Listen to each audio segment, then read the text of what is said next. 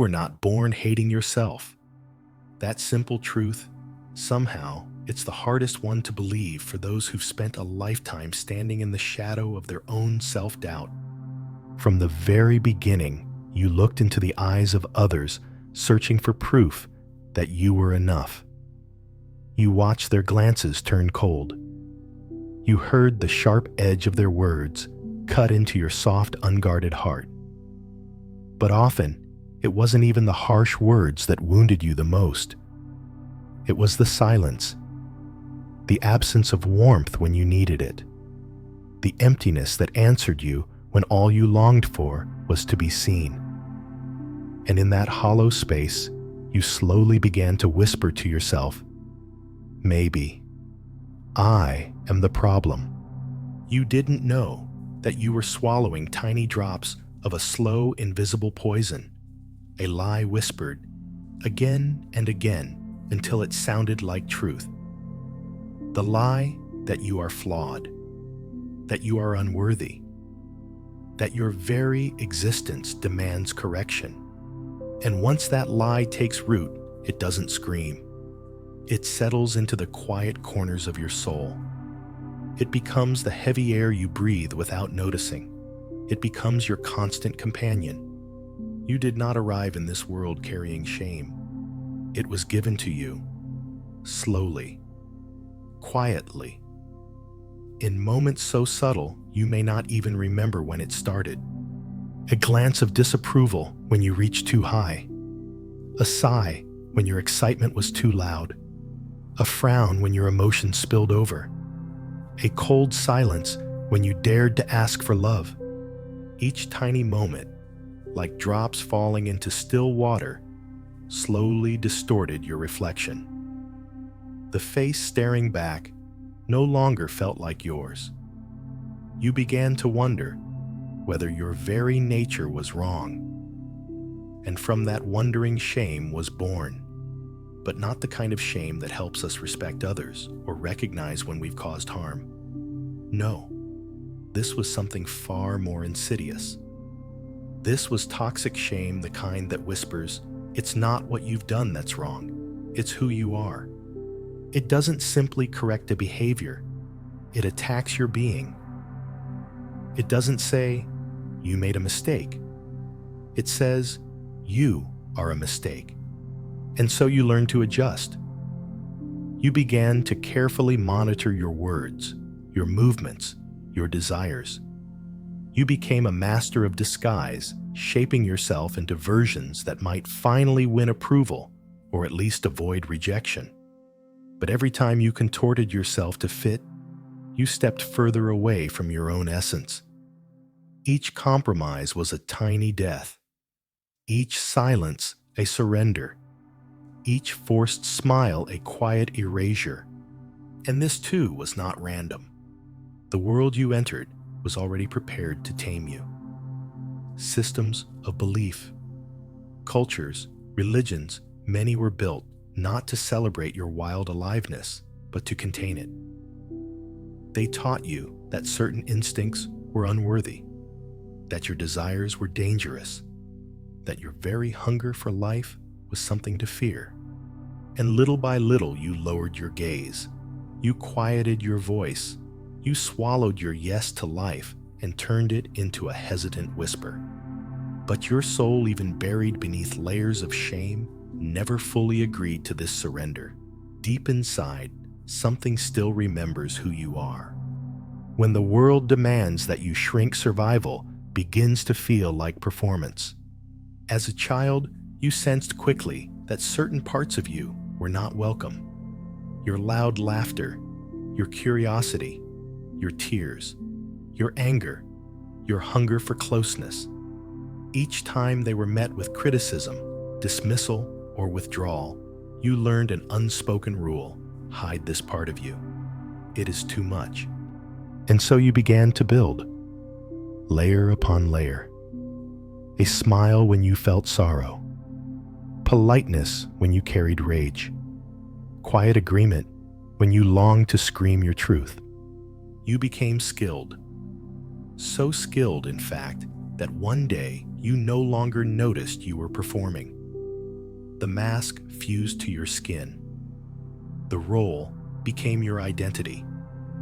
You no longer simply wore the mask. You became it. This false self wasn't born from deception, but from necessity. It protected you. It helped you belong.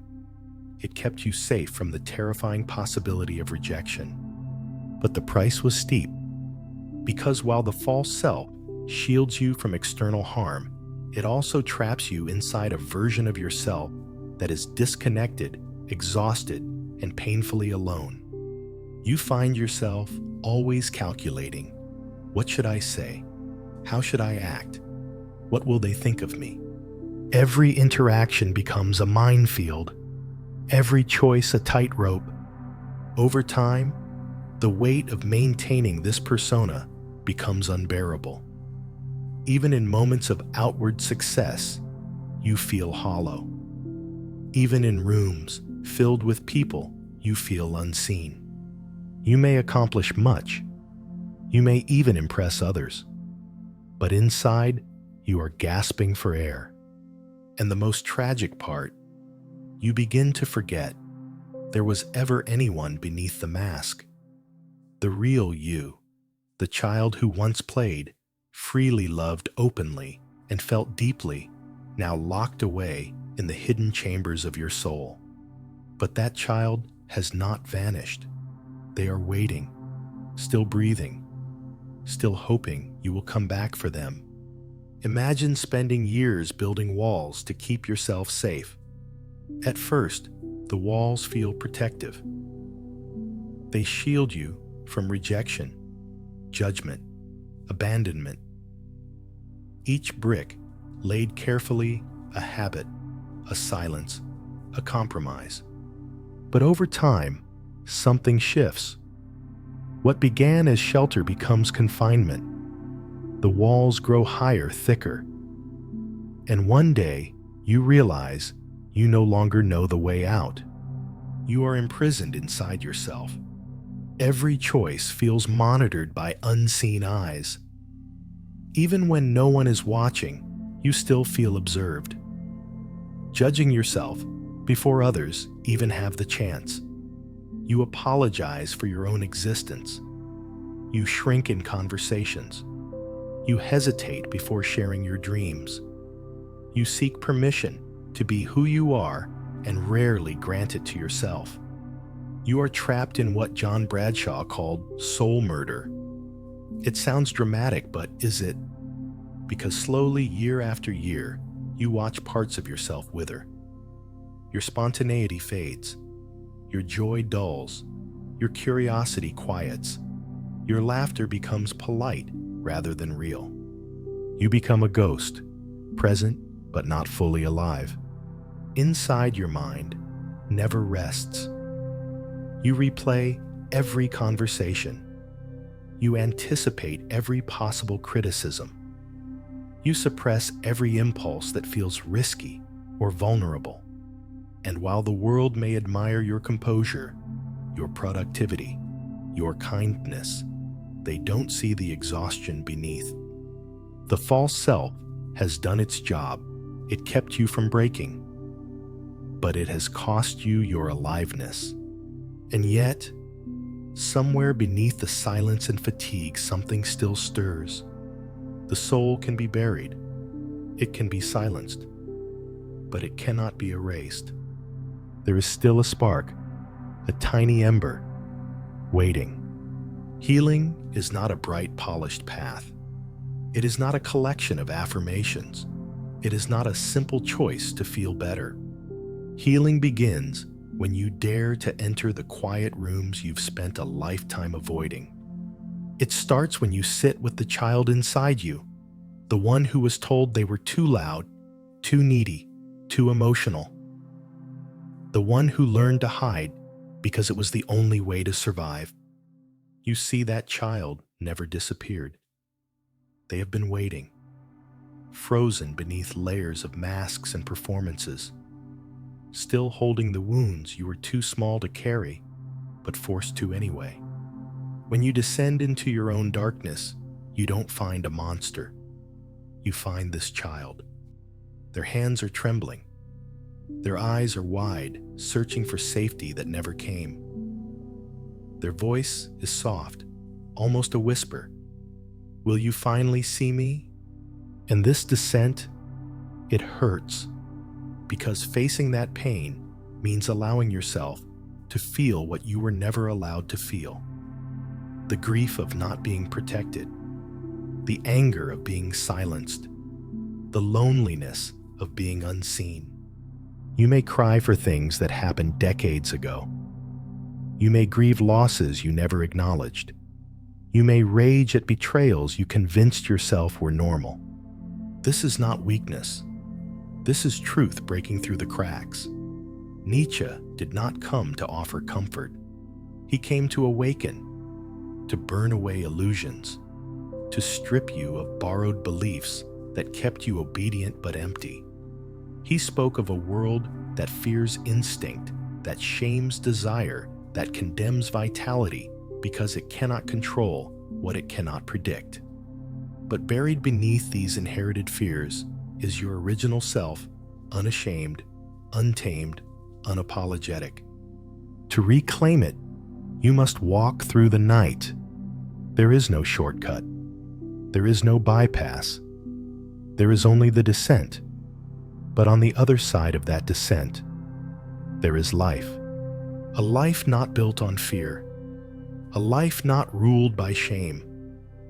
A life that finally feels like your own. Shame was never a truth you discovered. It was a lie you inherited. Long before you could understand its language, it was already being whispered into your bones. Be quiet. Be smaller. Be easier to love. The world was not afraid of your mistakes. The world was afraid of your power. It feared your wildness, the part of you that could not be controlled. It feared your voice, the one that dared to speak honestly. It feared your desires, the ones that burned too brightly. And so, it dressed its fear in virtue. It called obedience goodness. It called suppression maturity. It called silence wisdom. The voices around you praised sacrifice, but hid their trembling at your freedom. And you believed them, because you were young, because you trusted, because you didn't yet know the cost of forgetting yourself. Every time you silenced a longing, every time you swallowed your truth, every time you contorted yourself to fit someone else's comfort, another bar was placed around your soul, until one day you woke up not free, but caged, not whole, but fragmented, not alive, but performing. And here is the hardest truth. The prison wasn't built overnight. It was built brick by ideas that never belonged to you. The expectations you carry, the guilt you absorb, the hesitation you feel to take up space. None of these are yours. They were handed to you by people who were once handed them too. Wounds passed down like inheritance. But even so, the key has always been in your hand. Freedom begins the moment you stop asking, "What do they want from me?" and start asking, "What feels true to me?" It begins when you dare to break the rules written inside your head. Rules that were never made to protect you, only to keep you small. This breaking is not an act of rebellion. It is not destruction for its own sake. It is the gentle but firm refusal to live someone else's story. Because you were never meant to walk on your knees. You were born to stand fully and freely, even if your voice trembles at first. And as you break these inner cages, you will see beneath the rubble, your true self was never lost, only waiting. There comes a moment after the breaking where silence fills the air. Not the silence of emptiness, not the silence of being ignored, but the quiet, unfamiliar space where old voices no longer echo, where guilt no longer commands, where shame no longer whispers. For a while you may feel lost, because so much of who you thought you were was built around the need to please, to shrink to survive. Without those cages, you may ask, who am I now? And this question is not a problem to solve. It is an invitation, an open door, a blank canvas. You begin to realize you were never here to fit someone else's mold. You were never meant to be the version of yourself that others approved of. You were always meant to be the author of your own becoming. The rebirth is not about perfection. It's not about fixing all the pieces. It's about embracing all of you, even the parts you once tried to hide. Your joy, your sadness, your desires, your fears, your voice. All of it belongs.